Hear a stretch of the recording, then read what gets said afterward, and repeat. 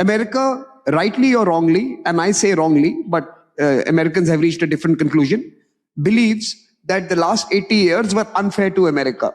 And I think it's laughable, but that is the American assessment of the world today, that it was unfair to them, and they are renegotiating their place in the world, and they are doing it like any big, huge power does, picking everyone out individually and alone. They don't care about the blocks and the regional architectures and the larger arrangements. They deal individually with the countries they want to deal with and ignore all the others. So they will deal with Indonesia, not with ASEAN. They will deal with the countries that matter to them across the world, and they will, using their size, their military and economic asymmetry, negotiate favorable deals for them. America is on a mission to establish and repair dominance that they believed had been eroded in the last 80 years of the rules-based order. That's the first thing that is happening.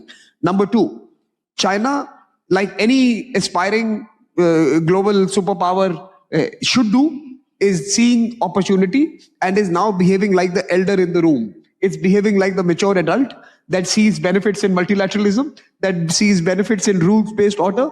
There are more rules-based order invocations from Beijing in the last 6 months than there have ever been. And in many ways, China is doing what it has already started to do 15 years ago, but with a new sense of opportunity to actually put together a new arrangement that will see China being the elder in the room. So that's the second thing that is happening. The third thing that is happening is a conversation between China and America, and China is negotiating with America the terms of American retreat and Chinese ascendancy. And I think that is the third thing that is happening, that through a longer conversation, you will see China set the terms of engagement with the Americans, which if the Americans reject, could lead to the fragmentation and a bipolar and a new Cold War of some sorts. I think that conversation is far from over. But the final and most consequential conversation, as far as I'm concerned, is happening amongst many other countries in the rest of the world.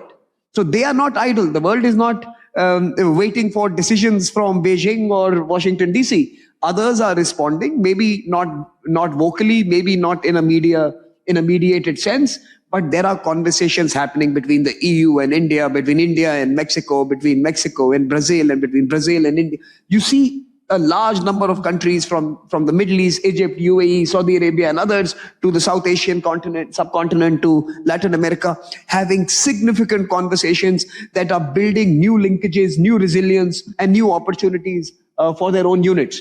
And that fourth conversation is actually going to create the undergirding of the new order.